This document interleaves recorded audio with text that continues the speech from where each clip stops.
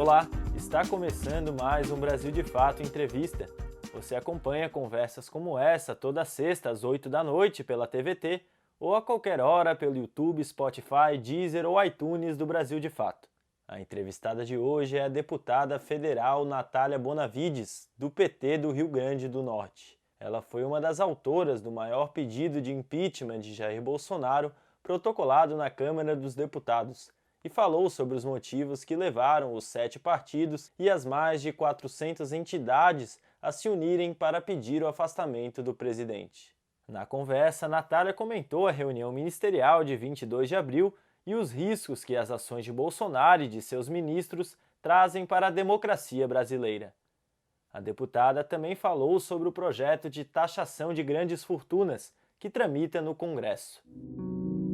O pedido de impeachment que foi protocolado representa o maior até agora, o mais representativo. Ele contou com a assinatura de 7 partidos políticos e mais de 400 entidades da sociedade civil.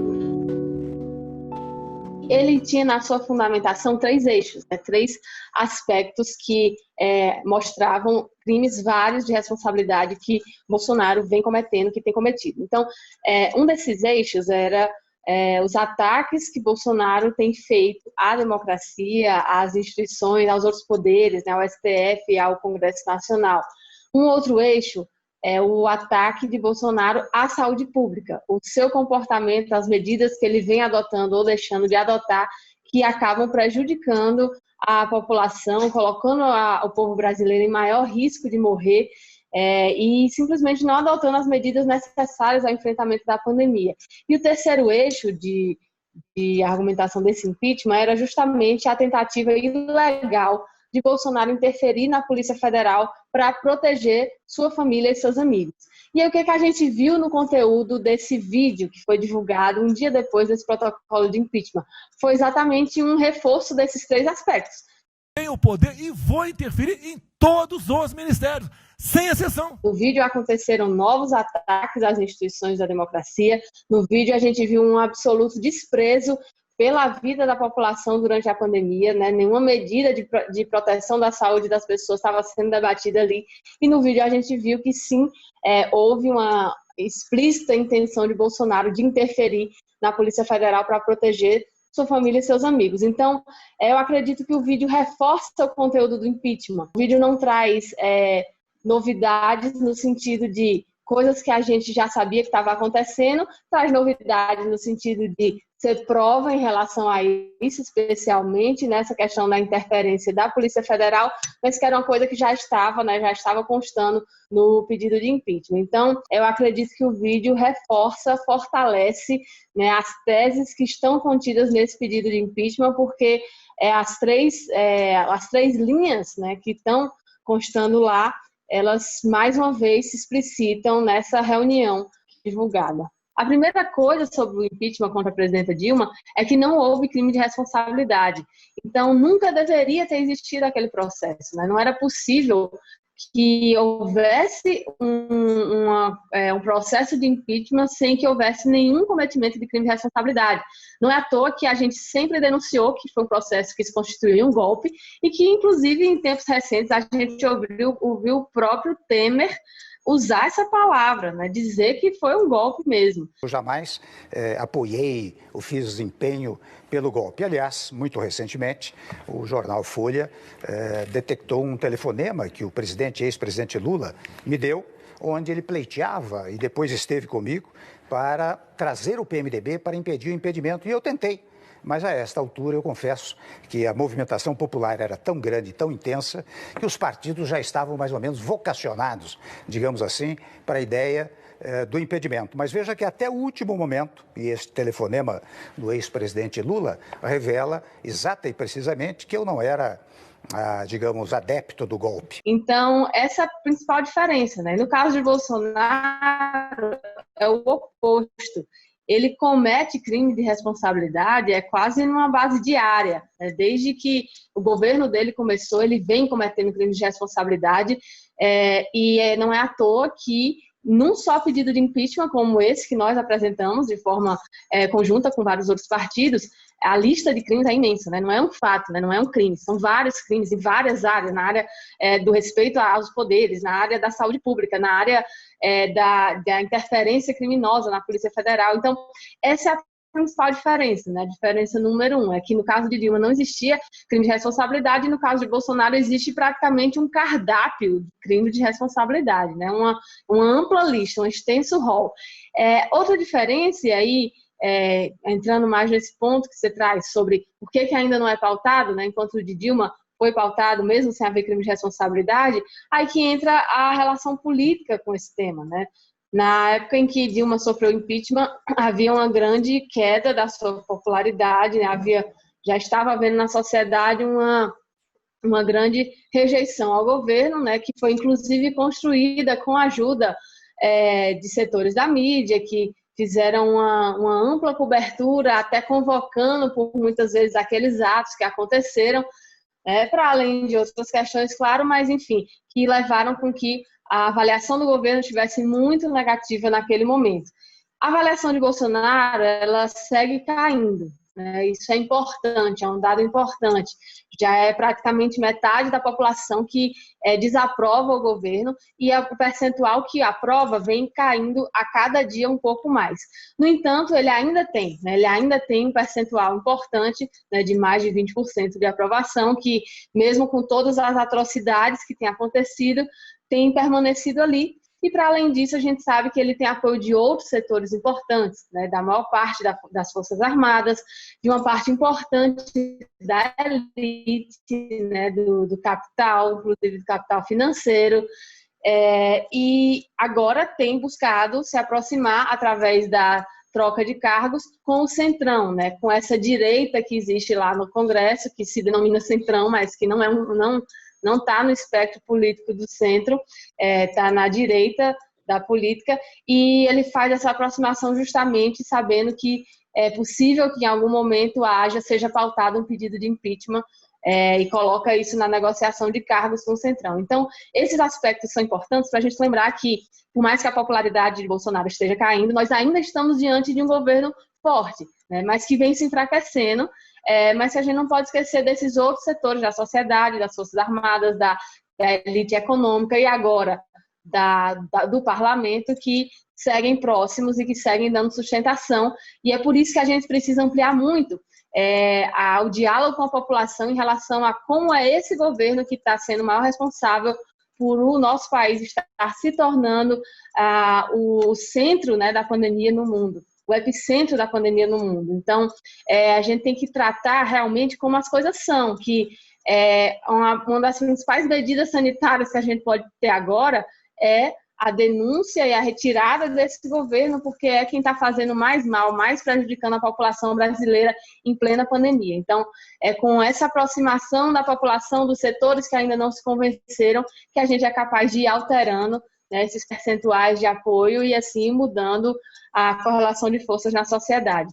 É um momento absolutamente delicado para a Polícia Federal, né, porque a desconfiança que se coloca sobre essa instituição agora, ela tem causas muito verossímeis.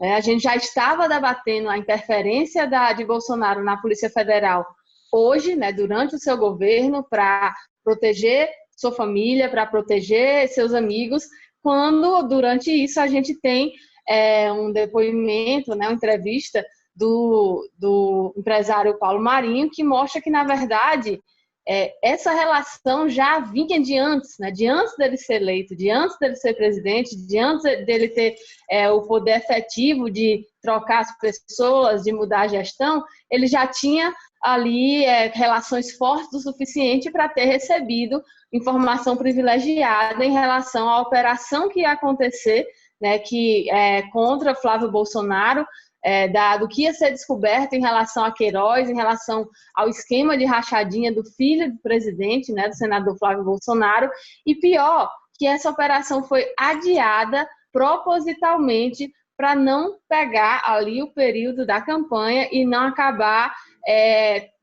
fazendo com que Bolsonaro perdesse votos, né? Então a gente vê que essa relação de proximidade de forma grave e com aspectos criminosos, ela já estava posta até antes. Imagine agora que ele é presidente, que ele falou com todas as letras, né? O vídeo da reunião deixou isso bastante explícito, que não só ia interferir, mas que o objetivo dessa interferência era explicitamente proteger família e amigos, né? E aí não tem discurso que ele tente inventar de que ele estava falando de outro assunto que colhe, até porque não cabe, por exemplo, a segurança da presidência fazer proteção de amigos do presidente, né? Não faz nenhum sentido a narrativa que ele estava tentando que colasse. A verdade é que ele ali admite com todas as letras que busca interferir nessas instâncias para proteger sua família e seus amigos, por ver que existe uma aproximação cada vez maior de investigações. Além de todos esses elementos que já vinham, a gente tem, logo no meio desse debate, uma ação contra o governador do Rio de Janeiro, que, apesar deles terem muito em comum, e terem, inclusive, sido eleitos juntos, com uma plataforma política parecida em muitos aspectos, apesar disso tudo, no momento atual da pandemia, eles estão se colocando cada vez mais como adversários políticos, né? Bolsonaro acha que o Witzel quer ser candidato a presidente nas próximas eleições, isso já vinha até de antes, mas agora na pandemia se intensificou. Então, é extremamente peculiar que logo depois desse debate das interferências, dele ter conseguido fazer já a troca de cargos que queria, haja, né, quase imediatamente essa operação contra o governador. É preciso observar, por óbvio, o que existe de prova, em que medida essas acusações que estão sendo feitas contra o governador do Rio de Janeiro têm algum fundamento ou não, mas é fato que o timing muito soa estranho, né? Muito chama a atenção que no meio dessa troca de cargos que ele fez, já de imediato tem havido uma operação contra um adversário político. E não é à toa que isso deixou, aliás, todos os governadores de oposição em alerta, né? Para que tipo de coisa poderia ser forjada, poderia ser montada, poderia ser armada, para que Bolsonaro faça o uso da Polícia Federal, sim, como polícia política para perseguir adversários.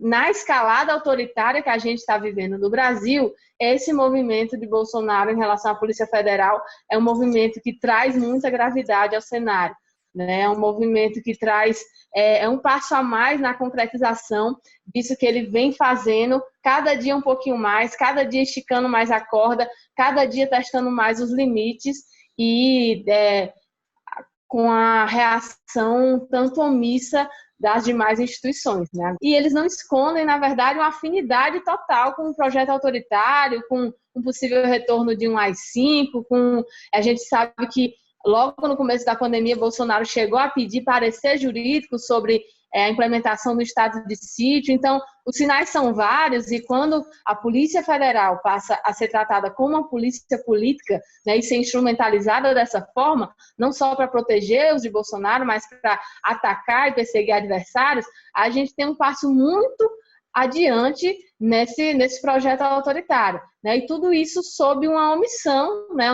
Um quase silêncio, não é silêncio porque existem tweets, existem notas de repúdio, mas nenhuma ação concreta, né, sobre uma quase omissão dos outros poderes, né, do STF, do Congresso, que às vezes, aliás, até fazem coro e legitimam, como é o caso de quando o presidente do Supremo, Dias Toffoli, disse que o ministro da Defesa podia, sim, fazer uma ordem do dia direcionada às Forças Armadas, chamando o golpe militar de marco para a democracia. Então, por vezes omissão, por vezes até legitimação, né, por parte desses outros poderes em relação às atitudes de Bolsonaro, e o que a gente vê é a democracia realmente indo ladeira abaixo, a democracia que já estava tão desgastada, né, tão ferida, que a gente sequer podia chamar de plena depois de ter tido um golpe contra a presidenta Dilma, depois de ter tido o candidato que ia ganhar as eleições, o presidente Lula, impedido de se candidatar,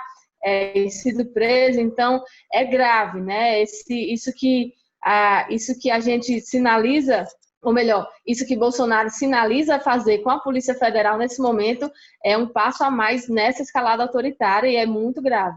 Para mim, inclusive, o fato mais grave desse vídeo foi o fato de que aquela reunião estava se dando no meio de uma pandemia, aquela reunião estava se dando ao mesmo tempo em que brasileiros e brasileiras estavam morrendo, e isso sequer ter sido pauta. Eu me dei ao trabalho de pegar a transcrição do vídeo e procurar na transcrição, no texto, as palavras pandemia, vírus, Covid, Covid-19, enfim, palavras relacionadas. E é abismante, assim. Não houve nenhuma menção a nenhuma medida de saúde que pudesse estar sendo tomada pelo governo naquele momento para fazer o enfrentamento à pandemia. Quando se falava em coronavírus, era sempre para tratar de assuntos como o ministro do Meio Ambiente querendo aproveitar que tem gente morrendo para acabar com a legislação ambiental, o ministro da Saúde, naquela época era o Taixe, né? Agora a gente está sem ministro, o ministro interino, mas o ministro da Saúde, quando se pronunciou sobre a pandemia, foi para dizer que os atendimentos estavam caindo nos hospitais privados, e que isso ia gerar um prejuízo econômico para os hospitais privados. Paulo Guedes, né, tratando os servidores públicos como inimigos, Bolsonaro se queixando que teve uma nota de pesar em relação a alguém que morreu de coronavírus. Então, todas as vezes que foi mencionada a pandemia foi da pior forma, para tratar de outras coisas e para deixar bem explícito qual é a prioridade desse governo nesse momento. Infelizmente, não é como se fosse surpresa, né? Na verdade, o padrão desse governo sempre foi esse, de ignorar, né, desprezar absolutamente a vida da população e trabalhar para uma pequena elite econômica que é quem, inclusive, tem ajudado a dar sustentação a esse governo. Então, para mim, foi o fato mais grave do vídeo. Teve crime em relação à interferência de Bolsonaro na Polícia Federal, teve um monte de coisa absurda, como isso do ministro do Meio Ambiente, deixando explícito que eles consideram a pandemia praticamente uma coisa boa para destruir outras áreas, mas sem dúvida o mais indignante foi que aquilo estava acontecendo, aquela reunião estava acontecendo no meio da pandemia, quando tinha um monte de gente morrendo, e ninguém ali se importou com isso, né? Ninguém estava nem aí para isso. E aí a gente é um reflexo do que está acontecendo realmente, né? De qual forma esse governo está lidando com a pandemia, do fato de as primeiras medidas a terem sido tomadas terem sido para proteger os grandes bancos que inclusive não corresponderam dando acesso a crédito às empresas, nem isso funcionou. E o que a gente vê até agora, uma extrema demora em pagar o auxílio emergencial, né, uma extrema burocratização que a gente sabe que não é sem querer, não se trata de questões administrativas nem questões financeiras, a gente sabe que se trata assim, de uma forma que o governo tem de fomentar o caos, de fazer pressão nos governadores, né, deixar as pessoas desesperadas, sem acesso ao auxílio emergencial, para que aumente a pressão sobre os governadores e que as medidas de isolamento sejam flexibilizadas. A gente vê essa deslegitimação das autoridades políticas que estão tomando as medidas que devem ser tomadas, que muitas vezes até deveriam estar sendo mais rígidas em alguns locais, mas uma deslegitimação disso tudo, que é feito através do governo e também através da sua rede criminosa de fake news. Então, é um movimento muito nítido, né? Ele quer se livrar de ter relação com o impacto econômico, que vai mesmo ser muito forte, né? Ele quer se livrar disso, quer jogar isso nas costas dos governadores, nas costas dos prefeitos e, ao mesmo tempo, se beneficiando das medidas que estão sendo tomadas, né? Porque se os governadores disserem, tá bom, Bolsonaro, você decide, acaba o isolamento, a chacina, a carnificina que ia ser, o cenário distópico de tragédia que está muito pior, que a gente está vivendo aqui, de uma forma muito pior, isso também ia ter impacto, né? Então ele está se beneficiando das medidas de isolamento ao mesmo tempo em que fala mal delas e que tenta se deslocar do impacto econômico ao mesmo tempo em que não traz medidas que enfrentem esse impacto econômico à altura. As medidas de proteção às micro e pequenas empresas totalmente insuficientes, mas aí quando a gente vê no vídeo o Guedes falando que isso dá prejuízo, né, que perde dinheiro protegendo micro e pequena empresa, a gente entende por que não tem medida mesmo, porque para eles não é importante. Quando a gente vê essa retenção do auxílio emergencial, a gente entende.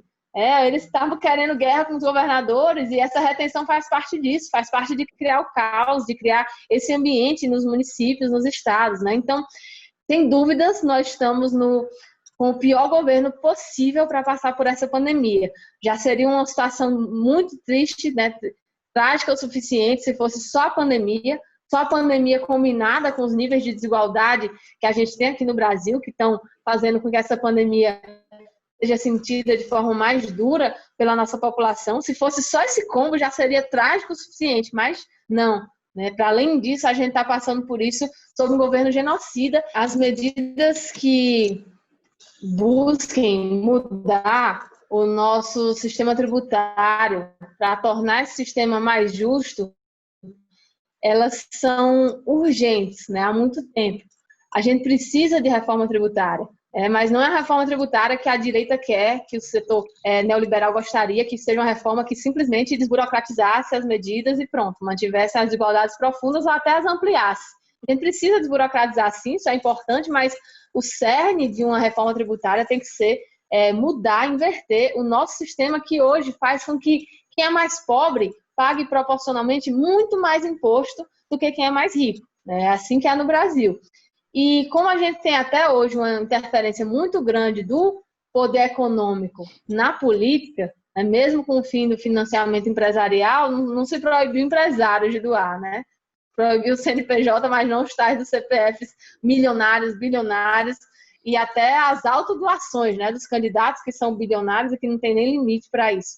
Então, a gente ainda tem um perfil de Congresso que é muito afinado com a elite econômica, né? A gente tem uma representação muito maior dessas elites econômicas do que da classe trabalhadora, por exemplo. Então, por isso que medidas como o imposto sobre grandes fortunas, que é algo que é previsto na Constituição, né? Não é nada, a gente não está inventando nenhuma roda, é algo que o poder constituinte já considerou razoável ali nos anos 80, a gente nunca conseguiu regulamentar, né? Nunca conseguiu tirar do papel. Então, tem vários projetos, né? Não só agora tem projetos que surgiram na pandemia, mas já tinha vários projetos dessas últimas décadas para taxar grandes fortunas, para taxar lucros e dividendos, para aumentar imposto sobre a herança. E tudo isso não vinha andando, mas, por incrível que pareça, acho que a gente está num momento em que esse debate chega numa dimensão diferente. Né? A gente tem ouvido lá na Câmara, até mesmo alguns partidos de centro-direita até, falando que é um momento, sim, de debater medidas como essa, porque é preciso ampliar o financiamento do Estado. E isso não pode ser feito aumentando o peso dessa conta nas costas dos trabalhadores mais pobres. Essa é a política de Guedes, né? Essa é a política de Guedes, que quem trabalha, quem vive do salário, paga a conta. Então, existe uma campanha que se iniciou, né, há algumas semanas para pressionar pela taxação das grandes fortunas, para pressionar pela criação de impostos sobre lucros e dividendos também. E essa campanha chega num momento essencial desse debate, né, que é durante a pandemia, estamos todos vendo que as desigualdades que existem no Brasil, elas são tão gritantes que agora na pandemia elas estão ficando mais evidentes, né? Estão saltando aos nossos olhos, e está saltando aos olhos como setores como os bancos não contribuem, né, de forma alguma, trazem sua parcela de contribuição para a sociedade na medida em que deveriam, enquanto o trabalhador é quem está mesmo sofrendo e carregando nos ombros, né, essa crise nesse momento. Então, esse é um tema de debate que tem a ver com quem é que tem que financiar, né, o Estado, né, quem tem mais possibilidade de fazer isso, como é que nós podemos ter recursos para garantir os direitos da população, e os direitos custam dinheiro, né, a gente tem que sempre fazer o debate da ampliação dos direitos, lembrando disso, e fazendo com que isso não seja uma conta que caia nos ombros da classe trabalhadora, né? Mas sim de quem hoje não está contribuindo com essa garantia de direitos, inclusive agora na pandemia. Então, estamos nessa campanha pela taxação, né? Estamos com projetos e com a busca para que sejam pautados, mas a gente vai precisar muito da mobilização da sociedade, agora na pandemia, pelas redes sociais, né? Por essas campanhas, por esses tuitaços, por essas intervenções virtuais, porque se depender só do Congresso, bom, o Congresso está aí já há algumas décadas, sempre teve a chance, se quisesse, de fazer essas regulamentações e nunca fez. Então, o que muda agora é como a população está enxergando essa disparidade, né, essa extrema desigualdade e desproporcionalidade no nosso sistema tributário, e esse debate tem que ser aproveitado, puxado para garantir que a gente mude essas regras para garantir um modelo mais justo, para buscar um modelo mais justo. Então, a gente conta, inclusive, com quem está nos assistindo para entrar na campanha, né, e ajudar a gente a pressionar pela taxação das grandes fortunas, para que a gente não passe por essa pandemia tendo um aprofundamento das desigualdades e das medidas que reforçam essas desigualdades, e sim com uma avaliação de que existem caminhos, existem projetos que respondem aos problemas que a gente está vivendo agora de forma mais justa. Você acabou de acompanhar a entrevista com a deputada federal Natália Bonavides, do PT do Rio Grande do Norte. Confira mais conversas como essa toda sexta-feira, às 8 da noite, na TVT, ou pelo YouTube, Spotify, Deezer ou iTunes do Brasil de Fato. Até a próxima!